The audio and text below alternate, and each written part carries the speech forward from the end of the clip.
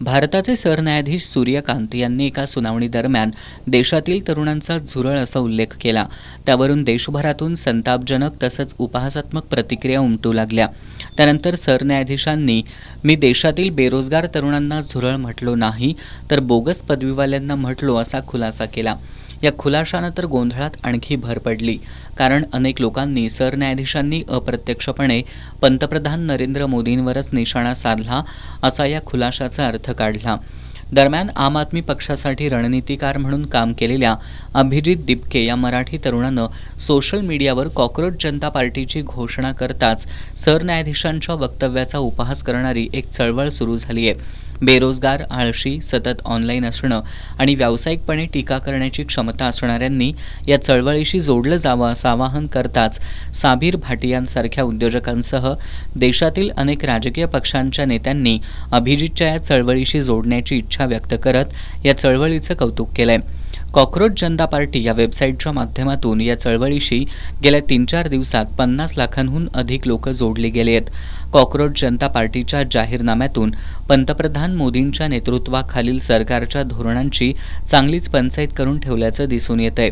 कोणत्याही सरन्यायाधीशांना सेवानिवृत्तीनंतर बक्षीस म्हणून राज्यसभेची जागा दिली जाणार नाही.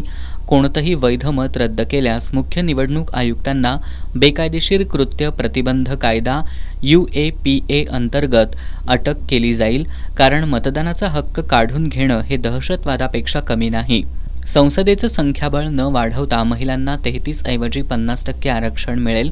सर्व कॅबिनेट पदांपैकी 50% पदं महिलांसाठी राखीव असतील. स्वतंत्र माध्यमांना मार्ग मोकळा करून देण्यासाठी अदानी ग्रुप आणि रिलायन्स इंडस्ट्रीज अंबानी यांच्या मालकीच्या सर्व माध्यम संस्थांचे परवाने रद्द केले जातील.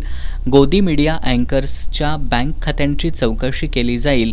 एका पक्षातून दुसऱ्या पक्षात प्रवेश करणाऱ्या कोणत्याही आमदाराला किंवा खासदाराला 20 वर्षांसाठी निवडणूक लढवण्यास आणि सार्वजनिक पद धारण करण्यास बंदी घालण्यात येईल. झुरळ जनता पार्टीच्या या 5 कलमी जाहीरनाम्यातून सध्याच्या सरकारच्या धोरणांवर प्रहार केलाय. या चळवळीच्या एक सदस्या अंजली भारद्वाज यांनी सुचवलेले संबंधित पक्ष माहिती अधिकार कायद्यांतर्गत उत्तरदायी असेल. तो अनामिक देणग्या किंवा निवडणूक बंधपत्र स्वीकारणार नाहीत. तो गुप्त झुरळ केअर्स निधी स्थापन करणार नाही. या मुद्द्यांचाही झुरळ जनता पार्टीने स्वीकार केलाय. आम्ही इथं आणखी एक PM केअर्स सुरू करण्यासाठी, करदात्यांच्या पगारावर दावोसमध्ये सुट्टी घालवण्यासाठी किंवा भ्रष्टाचाराला धोरणात्मक खर्च असं नवीन नाव देण्यासाठी आलेलो नाही. आम्ही इथं मोठ्यानं वारंवार लेखी स्वरूपात विचारण्यासाठी आलो आहोत की तो पैसा गेला कुठे, अशी या चळवळीची दृष्टी असल्याचं झुरळ जनता पार्टीच्या वेबसाईटवर नमूद करण्यात आलंय. एकूणच सध्याच्या केंद्र सरकारच्या प्रत्येक टप्प्यावर लोकांचा आवाज दाबण्याच्या भूमिकेवर जोरदार हल्ला करणारं झुरळ जनता पार्टी हे व्यासपीठ सर्वसामान्यांना त्यांचा आवाज बुलंद करण्यासाठी हक्काचं व्यासपीठ ठरून सरकारसाठी डोकेदुखी ठरणार हे नक्की. अभिजित दिपके या मराठी तरुणाच्या या कल्पकतेला जगभरातल्या सजग भारतीयांचा मिळणारा प्रतिसाद सरकारला आत्मपरीक्षण करायला लावणारा आहे.